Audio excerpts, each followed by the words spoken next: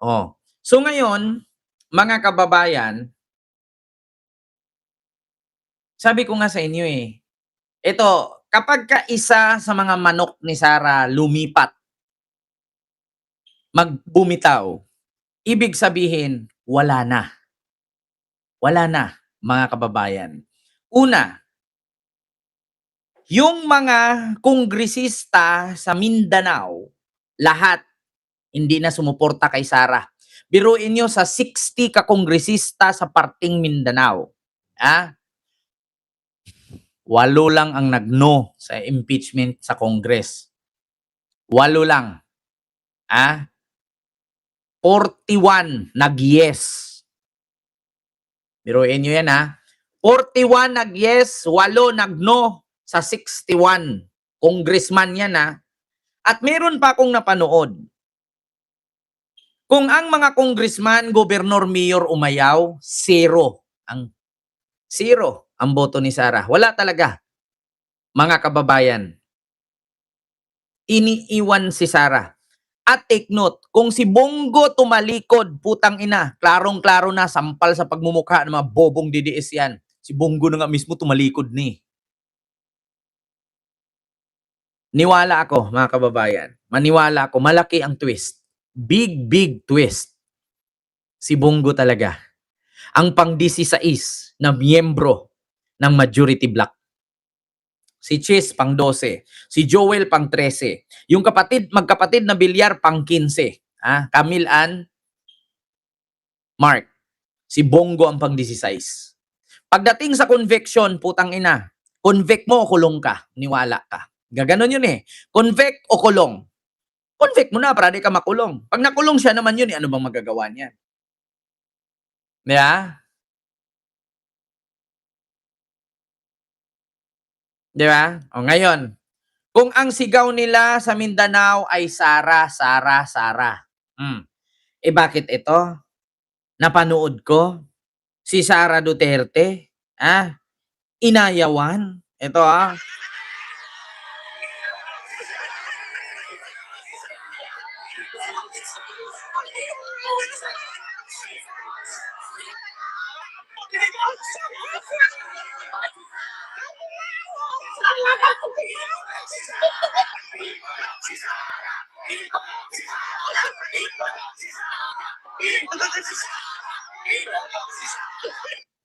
Di ba? Oh, akala ko ba, akala ko ba ang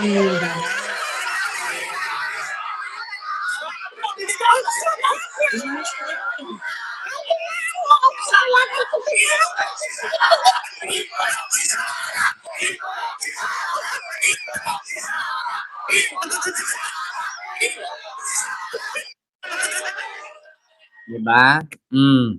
Ikulong si Sara. Ikulong si Sara. Imbis na magtagal siya, gumura. Di ba? Sabi ko nga sa inyo mga kababayan, wala na. Wala na talaga. Mga kababayan, biruin mo, pumunta ka, may sakuna. Pumunta siya mga kababayan, may sakuna. Pero anong sigaw? Ikulong si Sara. Ikulong si Sara. Utang ina, mga kababayan. Ikulong si Sara. Wala na. Mga kababayan, wala na. Nagbibitawan na. Oo, nagbitawan na mga kababayan. Ang mga supporter. Ultimo nga, bukod dyan sa ikulong si Sara, mga kababayan na sigaw, no, ng mga supporter, ito pa, sige, ipakita natin sa inyong ikulong si Sara. Ito yung mga supporter. Tao yan tao yan.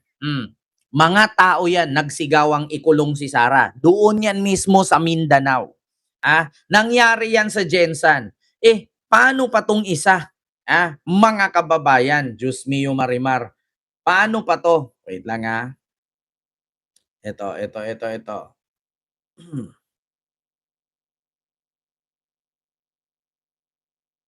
Ayan Ayan, ito, mga kababayan. Paano pa kung itong mga politiko sa Mindanao umayaw na. Bukod sa Davao, itinuturing din umanong baluarte ng mga Duterte ang probinsya ng Zamboanga del Sur.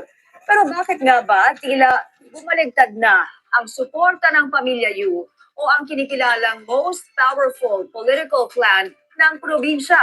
Narito ang agenda report ni RJ Rosalado. Sabi ko nga sa inyo eh. Malaki ang boto na nakuha ni Vice President Sara Duterte sa Zamboanga del Sur noong 2022 elections. Humigit 365,000 o 63% ng casted votes ang napunta kay VP Sara. Wala Tunay na. sulit ang naging suporta ng probinsya. Wala sa nang vice-presidente. amor. Pero matapos magkalamat ang political relationship ng mga Duterte kay President Bongbong Marcos, tila bumaliktad na ang mga dating political ally ni VP Sara sa Zamboanga del Sur. Wala Ang dating na. kongresista at ngayon gobernador ng probinsya na si Divina Yu ay pumirma papor sa unang impeachment case laban sa vice-presidente. Ang kanyang dalawang mga anak na sina First District Representative Joseph Kim Yu at Second District Representative Jaisel Victoria Yu. Sinuportahan din ang pangalawang impeachment case laban kay VP Sara. Sa isang panayam, sinabi ni Governor Yu na ang impeachment case ay isang proper legal venue para masagot ni VP Sara ang mga akusasyon laban sa kanya.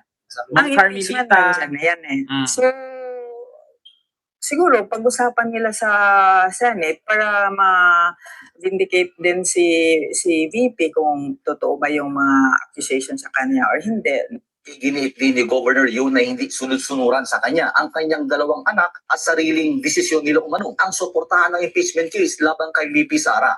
At nang tanungin kung susuportahan niya muli ang vice-presidente sa 2028 national elections, tila nagpa-play safe sa sagot ang gobernador. Ang ano naman, support for Duterte Ma'am at Lily, naman Ma'am sa, Nanay for Minda. us dito sa local government sa Mm. 2028 pa. So, sila as function nila sa Congress, decision din nila yon. Si Pagadian City Mayor Sammy ko ang posibleng makakatunggali ni Governor Mm. So kita nyo, mga kababayan, wala na.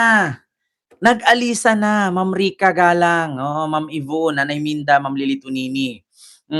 Nag-alisa na, mga kababayan, nag-ayawan na. Oo. Diyos ko, sabi ko sa inyo, umaayaw na. Ito pa, may nakita pa ako dito, mga kababayan, no?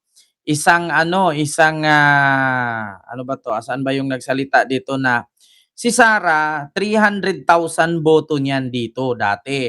Pero ngayon, kung aayaw ang mga congressman, governor, mayor, wala nang makukuhang boto yan. Sino ba yung kongresista na yun? Nandito yun, nabasa ko yun dito eh. Saan ba yun? Saan ba yun?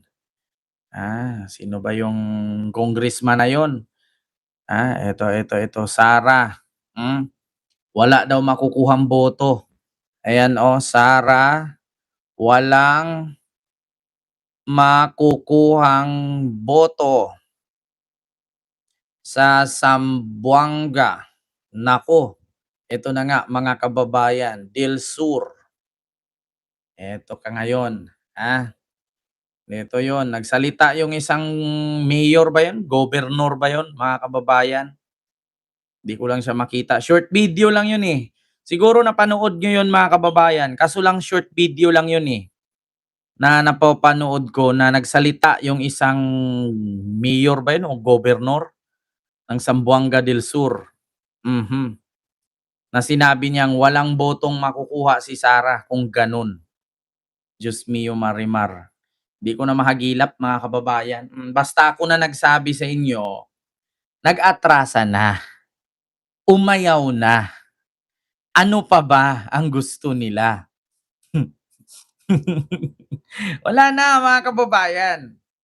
According nga sa aking alitap-tap, yung isa ang nagrepresenta na pumunta ng China. Imbis na si babae, bakit si lalaki ang nagrepresent? Di ba?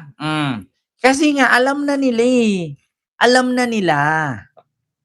Oo, nga na. Si Inday Lustay nila.